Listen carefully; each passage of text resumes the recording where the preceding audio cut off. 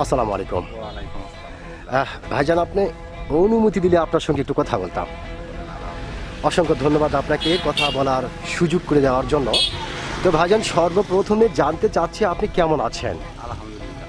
আলহামদুলিল্লাহ, আল্লাহ আপনাকে ভালো রেখেছে, আলহামদুলিল্লাহ। তো ভাইজান, আপনার নামটা জানতে পারি? নাম মোহাম্মদ সাদ্দাম।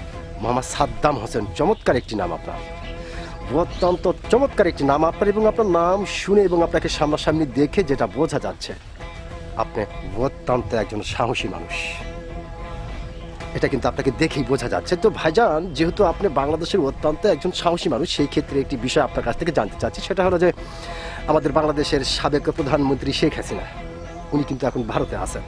তো এই যে উনি ভারতে আছেন, তা নিয়ে বাংলাদেশের বিভিন্ন মানুষ বিভিন্ন ধরনের কথাবার্তা বলতেছে। কেউ বলতেছে শেখ হাসিনা আজীবন মৃত্যু পর্যন্ত বাংলার মাটিতে পা দিতে পারবে না।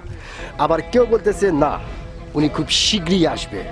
আবার কেউ বলতেছে না, আসবে কিন্তু একটু দেরি হতে পারে। তা আপনি একজন বাংলাদেশের অত্যন্ত সাহসী মানুষ হিসাবে আপনি কোনটা মনে করেন? আল্লাহ পাক যেটা করবে এটাই মঙ্গল। হ্যাঁ, আল্লাহ পাক যেটা করবে এটাই মঙ্গল। এটা মনে করেন। হ্যাঁ, তার মানে আপনি যেটা বোঝাতে চাচ্ছেন যে আল্লাহ পাক যেটা করবে ওটাই মঙ্গল। আসলেও আল্লাহ পাক নিয়ে আসাবে, না আসলেও আল্লাহ পাকের পক্ষ থেকে সেটা না আসা হবে। আসতে পারে।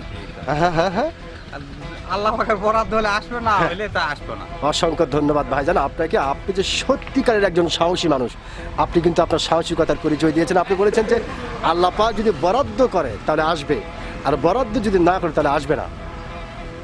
ধন্যবাদ আপনাকে।